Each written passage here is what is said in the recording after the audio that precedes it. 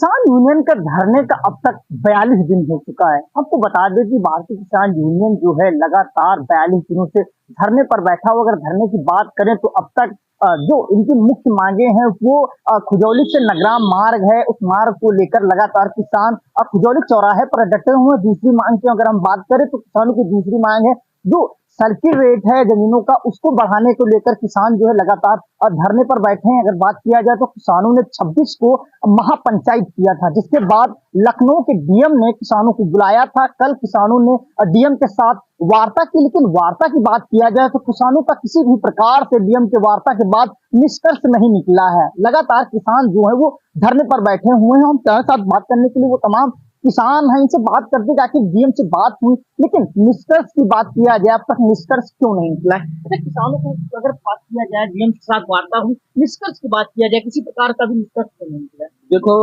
DM साहब ने PWD वालों को बुलाया था, उनके अधिकारियों को चाहते थे कि किसी तरह ये धरना खत्म हो जाए, लेकिन वास्तव में हकीकत ये है कि पीडब्ल्यूडी के अधिकारी भी हमें झुनझुना देना चाह रहे थे, झूठे आश्वासन।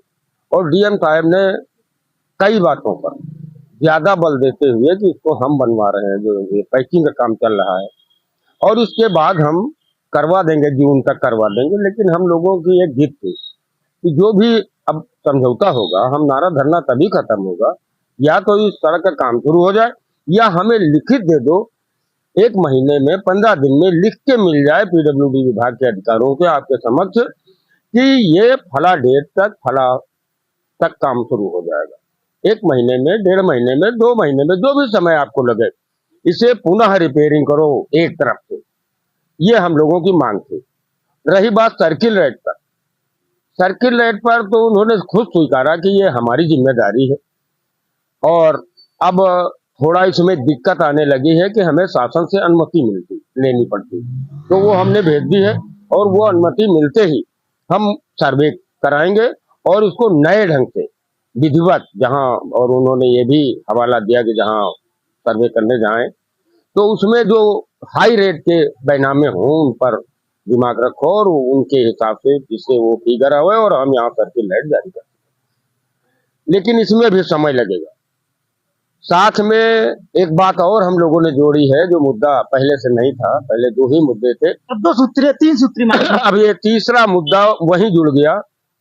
वो उसका ज्ञापन भी हम उप जिलाधिकारियों और जिलाधिकारी को दे चुके हैं कि घरौनी में बड़ी अनियमितताएं हो रही। ये तो सरकार के विरोध में काम हो रहा। अगर उसे देखा जाए, सरकार ने जो दिया था कि घरौनी दे देंगे तो गांव में नाली नापदान पनारे किधर निकलेंगे, लड़ाइयां नहीं होंगी, किसका एरिया कितना है, विवाद कम करने के लिए, जनता को सहूलियत देने के लिए। लेकिन यह तो उल्टा हो गया। क्यों? जो पुरानी आबादी के, डीएम साहब बार बार कह रहे थे कि जो पुरानी आबादी में मकान बने हैं उन्हीं का हम घरौनी दे सकते हैं, हम बंधे हुए हैं शासन के आदेश पर। तो ये तो सरकार के जो आदेश हैं ये तो सरकार के खिलाफ में जा रहे हैं। हम लोगों ने बताया भी, ये तो सरकार के खिलाफ जा रहा है कि भाई पुरानी आबादी छोटी थी, 10 घर बने थे, अब उनके बच्चों के बच्चे हुए और वो फैलते चले गए। जो ग्राम समाज, पहले ऐसा कोई नियम था नहीं, कहीं भी जमीन पड़ी थी मकान बना लिया, बाबा आजा के जमाने से बना, आज इन बच्चों को घरौनी नहीं मिल रही। तो ये तो सब सरकार के विरोध में जाएंगे। एक बहुत बड़ा किसान यूनियन का हुजूम खड़ा होगा और उनके साथ खड़े होंगे। तो उन्होंने बताया कि इसके लिए तो हमने ये भी बताया था कि आप लोग सरकार के नुमाइंदे हैं, बीच की कड़ी हैं, आप सरकार को बतावें कि ये घरौनी का सिस्टम गलत है, इसमें संशोधन किया जाए। ऐसी तमाम चीजों पर काफी देर तक चर्चा हुई और उन्होंने एक नई चीज भी अपनी तरफ से डीएम साहब हमको खुश करने के लिए हम लोगों को कि कोई इंडस्ट्री लगाना चाहे, रोजगार, तो हमने उसमें भी दिया। ये करना तो हम चाहते हैं, लेकिन एक तो प्रशिक्षित नहीं, शिक्षा के अभाव में हम कोई भी धन ले लेते, कर्ज ले लिए, कर्जदार तो हो गए और वो हमारा इंडस्ट्री भी नहीं चलेगा। तो उन्होंने कहा ये हम पर छोड़ दो, हम आप नाम दे, हम पैसे की व्यवस्था कराएंगे, बैंकों से कर्ज दिलाएंगे, साथ में जो ये प्रशिक्षण की व्यवस्था है उसे भी हम कराएंगे, देख रेख करेंगे, और जहां भी आप ऐसे 100 लोगों का समूह इकट्ठा कर देंगे जो इंडस्ट्री लगाना चाहते हैं, दो दो करके हर किसान से उन्होंने मांगा कि दो, और जहां भी कहोगे, जिस गांव में कहोगे कि हमने 100 आदमी इकट्ठे किए हैं, हम वहीं आ जाएंगे और उनको साथ में वो प्रशिक्षण करने वाले और उन बैंक वालों को भी लाएंगे कि ये लोग ये काम करना चाहते हैं, इसलिए इनको प्रशिक्षित किया जाए और इनको पैसा दिया जाए। साथ में हम लोगों ने एक बात और कही कि सबसे बड़ी रजिस्ट्रेशन की समस्या फंसती। अगर हम टमाटर उगाते हैं, हम 5 रुपए में क्यों मोते, हम सोप बनाएंगे तो उस सोप का रजिस्ट्रेशन नहीं होगा, मार्केट में जैसे ही उतारेंगे खाद्यान्न विभाग वाले बंद कर देंगे, हमें बंद करेंगे, अपराधी हो जाएंगे। तो इस तरह से भी बात चली, तो उन्होंने कहा ये भी जिम्मेदारी हमारी है, आप लोग समूह बनावे और रजिस्ट्रेशन कराना, प्रशिक्षित कराना हमारी जिम्मेदारी। इसी तरह तमाम लोग अपनी अपनी बात कहे, किसी ने आलू बनाने या चिप्स बनाने की बात कही, कोई मसूर की दाल मोट बनाना चाह रहा है, ऐसे तमाम चीजें रखी गई। लेकिन किसान क्या सहमत हुए इससे? सहमत इसलिए नहीं हुए कि वो अभी कोई लिखित में नहीं देना चाह रहे थे, मौखिक रूप से हम लोग वीडियो बना रहे थे, उसे भी रोक दिया कि उनकी आवाज दब हो जाए। भाई क्या प्रमाण है, अब तो जमाने में किस पर विश्वास करें, और विश्वास करना भी पड़ रहा, नहीं करेंगे तो जाएंगे कहाँ, जिएंगे कहाँ। तो विश्वास करने के लिए हमने एक वीडियो बनाना शुरू किया था, लेकिन एडीएम साहब ने रोक दिया कि भाई ये न बनाओ, हम लोगों की गोपनीय बातें तो ओपन न करो। तो भाई गोपनीय क्या, जो स्पष्ट है और किसानों के बीच संवाद हो रहा है, हमारे मुख्य जिला अधिकारी जो हमारे जिले का मुखिया होता है और किसानों से संवाद हो रहा, उसमें गोपनीय क्या है जो उसे ओपन न किया जाए। तो खुली बात हो किसानों के साथ, क्योंकि किसान इतना पढ़ा लिखा तो है नहीं, कानून के जानकार समझते नहीं, इसलिए जो बात हुए भैया वो खुले आम हो, सामने आमने सामने हो और खुल के बात हो, वो पटल पे जाए, लोग जाने कि क्या बात हुई किसानों से। तो उन्होंने कहा नहीं, कुछ चीजें गुप्त रखी जाती हैं। तो हमने कहा भाई होगा ये सिस्टम, इसके लिए उन्होंने एडीएम को लगाया है, एडीएम साहब को कि पीडब्ल्यूडी विभाग के लोगों से मिलकर और अपने विभाग के लोगों से मिलकर सही जानकारी और जो भी आज तक कार्रवाई हुई है वो सब लेकर धरने पर पहुंचो। 1 तारीख को यहाँ हम लोगों ने किसानों की बैठक बुलाई है और वो यहाँ इकट्ठे होंगे किसान, और आगे की रणनीति पर चर्चा होगी। हाँ, आगे की रणनीति पे चर्चा होगी और वो उसमें आएंगे एडीएम साहब और वो बताएंगे कि कितने दिन में कौन सा काम कैसे होगा और घरौनी के लिए उन्होंने सरकार के लिए क्या लिखा, उसमें क्या संशोधन के लिए लिखा, ये सब तमाम चीजों को लेकर वो आएंगे। अगर सही लगा हम किसानों को, क्योंकि किसानों की जो बैठक होगी इसमें ब्लॉक और जिले और मंडल और प्रदेश के लोग होंगे, गांव के किसान नहीं होंगे, पदाधिकारियों की यह बैठक है और इसमें एडीएम साहब यदि सही सटीक जवाब लेके आए, वो भी लिखित में, तो हम लोग धरना खत्म करेंगे, वरना धरना जारी। बिल्कुल बिल्कुल, अगर देखा जाए जिस प्रकार से डीएम से बात हुई, लेकिन निष्कर्ष कुछ नहीं निकला। हमारे साथ कुछ लोग और बात करने के लिए। अच्छा, धरने के 42 दिन हो चुके हैं, आपने महापंचायत किया, रोड जाम किया, लेकिन निष्कर्ष कुछ नहीं निकला। आगे की रणनीति क्या होने वाली है आप लोगों की? हमारा धरना 20/8/2023 से चल रहा है। एक पंचायत हम लोग 25/8 को किए थे, तो उसमें पीडब्ल्यूडी वाले अपना रोड का जो है गड्ढे बराबर किए थे और झाड़ियाँ साफ करवाया था। हम लोग उसमें सहमत नहीं हुए, सर्कुलेट में कोई जवाब नहीं मिला, तो हमारा लोगों का 1 महीने ज़्यादा धरना हो गया। उसमें जो है पीडब्ल्यूडी के अधिकारी आए थे, एसडीएम वगैरह आए थे और हमारे विधायक जी भी आए थे। तो उन्होंने कहा था 15 दिन में हम इसको स्वीकृति करा के दे देंगे, लेकिन 15 दिन हम लोगों ने कहा कि 1 महीने मान लेते हैं। 1 महीने में भी जब कोई काम नहीं हुआ तो हमारी 26/9 को महापंचायत हुई, जिससे हम लोग काफ़ी संख्या में जा करके मुख्यमंत्री से मिलने जा रहे थे, लेकिन प्रशासन ने बार बार रोका। हम लोग चलते गए, मऊ के पास उन्होंने एक ट्रक बीच रोड पे खड़ा करके हम लोगों को रोक दिया, नहीं जाने दिया। एडीएम साहब आए, डीसीपी महोदय आए, सब लोग आ करके हम लोगों से बात किया। डीएम साहब से 29 तारीख के लिए टाइम दिया कि हम बात कराएंगे आपके प्रतिनिधिमंडल से। हम लोग बिना डीएम मुख्यमंत्री से मिलने के लिए जा रहे थे, तो 29 तारीख को हम लोगों से बात कराया। हमारा प्रतिनिधिमंडल 29 तारीख को गया, करीब 2 घंटे बात हुई, लेकिन निष्कर्ष जो है कोई विशेष नहीं निकला। वही घुमा फिरा की बातें कि हम अपनी तरफ से रोड बनवा रहे हैं, चलने वाली बनवा देंगे। नाबार्ड में फाइल चली गई, उसको हमने वापस मंगाया है। शासन में फाइल दोबारा पुनः वापस आ गई है। उसमें जो है 3-4 महीने लग जाएगा पास होने में, फिर टेंडरिंग की व्यवस्था होगी, इस तरह 5-6 महीने लग जाएगा। तो आप लोग कहाँ बैठोगे, हम चलने वाला बना देंगे। 7 किलोमीटर उन्होंने स्वीकारा कि हमने अपने सूत्रों से सर्वे कराया है, 7 किलोमीटर रोड बहुत जर्जर है और आगे की कुछ कम जर्जर है, इसलिए हम उसको पूरा जो है सही करा करके चलने लायक बना देंगे और 5-6 महीने में काम नए तरीके से शुरू करेंगे। तो हमारे अध्यक्ष महोदय ने कहा कि साहब सर्किल रेट पे हम लोगों को विशेष बल सर्किल रेट भी देना है। तो उन्होंने कहा कि ये लंबी प्रक्रिया है, इसमें 10 साल से सर्किल रेट नहीं बढ़ा है, उससे काफ़ी कारण है। 2-3 साल उधर बढ़ा नहीं, फिर कोविड वगैरह आ गया, तो उससे मंदी के कारण शासन ने इसका संज्ञान नहीं लिया है। तो हम लोग जो है इस पर जल्द से जल्द, तमाम नई रोडें बन गई हैं, तमाम जगह विकास हो गया है, तो इसमें सर्वे कराया जाएगा, उसके बाद आपत्तियां वगैरह मांगी जाएंगी। बहुत बड़ी प्रक्रिया है, इसलिए इसका भी हम सर्वे काम शुरू कर रहे हैं। इसका भी टाइम जल्दी जल्दी हम पूरा करने की कोशिश करेंगे, लेकिन इतनी जल्दी आप लोग बैठे रहोगे, आप लोग धरना समाप्त करिए, घर जाइए। आप लोगों की मांगे जायज हैं, ये सर्किल रेट का हमारा मामला है, तो हम इस पे संज्ञान लेते हैं। हम पूरा जो है जानकारी लिए हैं, हम इसको बढ़ाने के उसमें हम इसकी जांच शुरू करवाते हैं। लेकिन किसान सहमत नहीं है। किसान सहमत नहीं हुए। और तीसरी बात हमारे किसान साथियों ने उठाया कि गांव में घरौनी जो बन रही है, काफी घर छूटे जा रहे हैं, तो लोग बहुत परेशान हैं। तो उन्होंने कहा कि जो हमारी पुरानी आबादी है उसका करेंगे। तो हम लोग ने कहा कि सर मान लो पहले 10-12 घर थे गांव में, अब बढ़ के 30-40 हो गए हैं। बगल में जो है बंजर उसर पड़ा हुआ है या अपने खेत में बना लिया है। तो उन्होंने कहा कि हमारे पास ऐसा भी कोई प्रावधान शासन की तरफ से नहीं आया है सुझाव, जो पुरानी आबादी है उसी का हम सर्वे करेंगे। उसके लिए जब कोई आदेश होगा तब करेंगे। हम पस्तर बंजर और जो अपने अपने खेत में भी बनाए हैं उसका हम सर्वे में शामिल नहीं कर पाएंगे।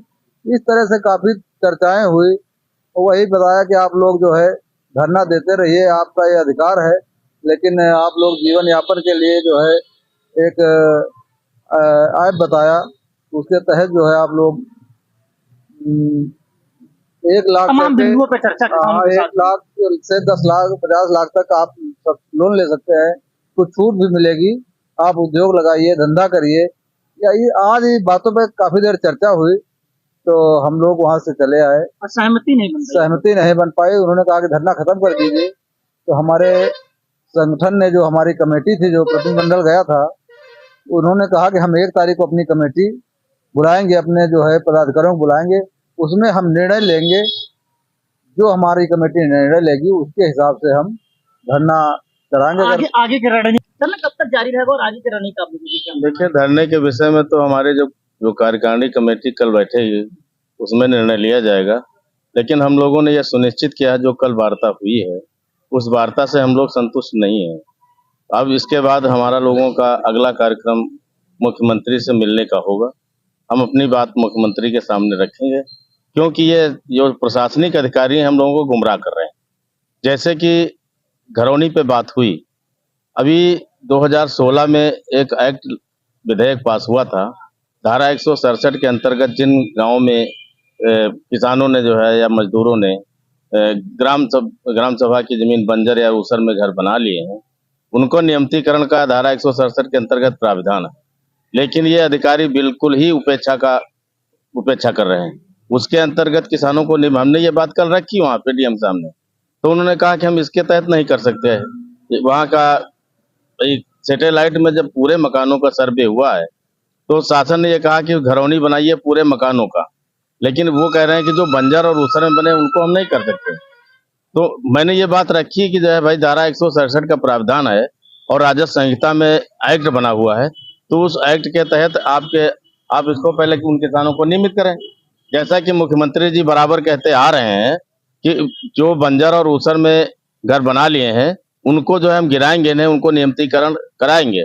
लेकिन ये प्रशासनिक अधिकारी केवल मक्खनबाजी करने के लिए, कि सरकार को खुश करने के लिए, जबकि इसका उल्टा प्रभाव सरकार पे पड़ेगा। आने वाले चुनाव पे इसका उल्टा प्रभाव पड़ेगा और ये निश्चित है कि जो है ये घरौनी इनको ले डूबेगी।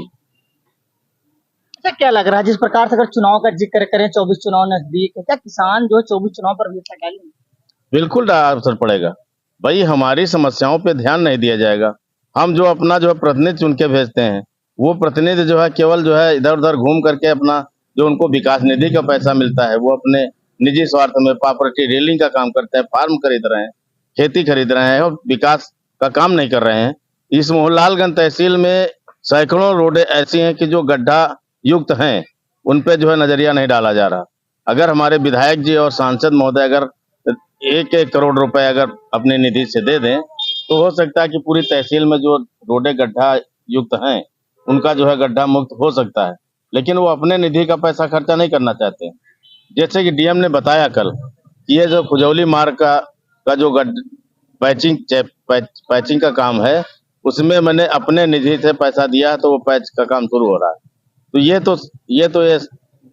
रोड पे जो काम चल रहा है इससे आप लोग संतुष्ट हैं कि नहीं? नहीं, हम इससे कैसे संतुष्ट हो जाएंगे भाई?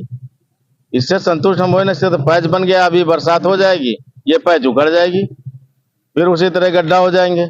अब सवाल इस बात का है कि अभी जैसे कोई वीआईपी आदमी आ जाए, अगर मुख्यमंत्री आ जाए यहाँ पे या उप मुख्यमंत्री आ जाए, अगर पीडब्ल्यूडी को ये अगर भनक लग जाए कि करोरा गांव में मुख्यमंत्री आने वाले हैं तो बगैर बजट के बजट हो जाए और रोड ये रातों रात रोड बन जाएगी।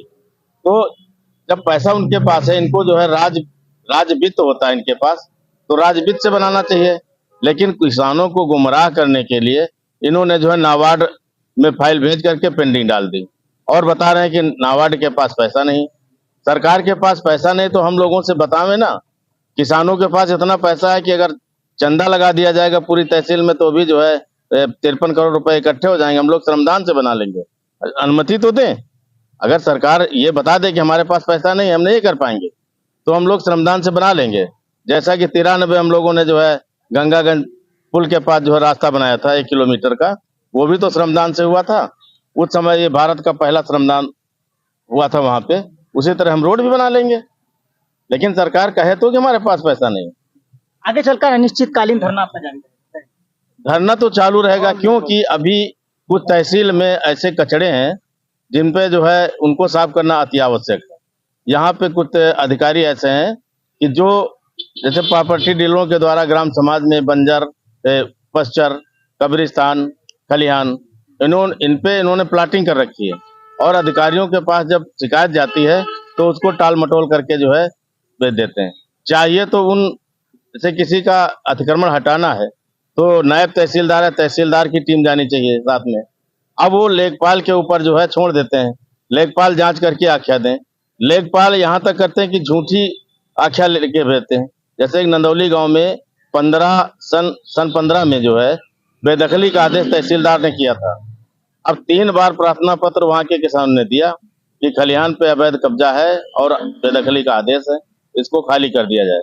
लेकिन वहां के लेखपाल ये लिख के देते हैं कि वहां पे कब्जा खाली पड़ा हुआ है। ये है तहसील की नीतियां।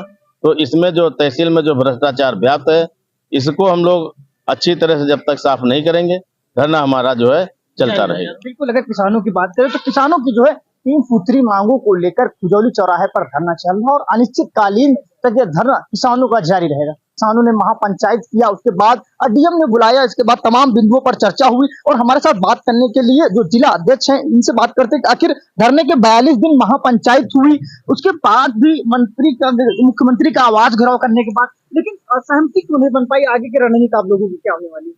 आगे की रणनीति यही है कि जिला अधिकारी की अध्यक्षता में बात हुई, पीडब्ल्यूडी के अधिकारी भी मौजूद थे, उनसे भी वार्ता हुई, परंतु संतोषजनक बात नहीं हुई। हमारा जो उद्देश्य था, ये रोड बने तो अच्छी बने, ये जो पैच वाला काम हो रहा है ये ना हो। लेकिन उन्होंने बताया, इस बात का आश्वस्त किया कि 2 महीने बाद इसी पैच के ऊपर से पक्की रोड बना दी जाएगी। तो अभी हमारी संतुष्टि पूरी है नहीं। आगे जो हमारा संगठन है, विचार करेगा, जैसा होगा वो किया जाएगा। कि आगे की रणनीति क्या होने वाली, क्योंकि आपने मुख्यमंत्री आवास घेराव करने की बात किया, रोड जाम किया, 42 दिन हो गए लेकिन धरना शांत नहीं हो पा रहा, आप लोगों की मांगे नहीं पूरी हो रही, तो आगे की रणनीति मामला ये सर्किल रेट संबंधित है। वास्तव में जिलाधिकारी ने इस बात को माना कि है दिक्कत है, लेकिन उन्होंने भी गोलमोल तरीके से अपनी बात रखी। हम लोगों ने भी दबाव नहीं बनाया, क्योंकि ये बिना शासन से मिले, बिना मुख्यमंत्री से मिले ही इसका हल नहीं हो सकता है। रोड की बात तो चर्चा लंबी हुई, लेकिन सर्किल रेट के संबंध में किसी प्रकार की ठोस बात हो नहीं पाई। हम लोग अभी संतुष्ट नहीं हैं। नहीं बिल्कुल। अगर किसानों की बात किया जाए, जिस प्रकार से धरना 42 दिन से अधिक हो चुका है, लेकिन किसान अभी भी किसी प्रकार से जो डीएम की बात से है वो संतुष्ट नहीं हो पाए हैं। कमला पसंद जय शरद तिवारी के साथ अमित सिंह, इंडिया वॉइस 18, लखनऊ। राम राम, आदाब, सत श्री अकाल, जय हिंद, जोहार। मेरा नाम है अमित कुमार। हम दिखाएंगे 2024 इलेक्शन के असल मुद्दे। जवानों का रोजगार देश का सबसे बड़ा मुद्दा कब बनेगा? क्या बढ़ती महंगाई 2024 इलेक्शन पर डालेगी असर? क्या 2024 इलेक्शन धर्म और जाति पर होगा? इलेक्शन मंदिर और मस्जिद पर कब तक? हम दिखाएंगे 2024 इलेक्शन से जुड़े हर छोटे बड़े मुद्दे। देखिए सिर्फ इंडिया वॉइस 18 पर।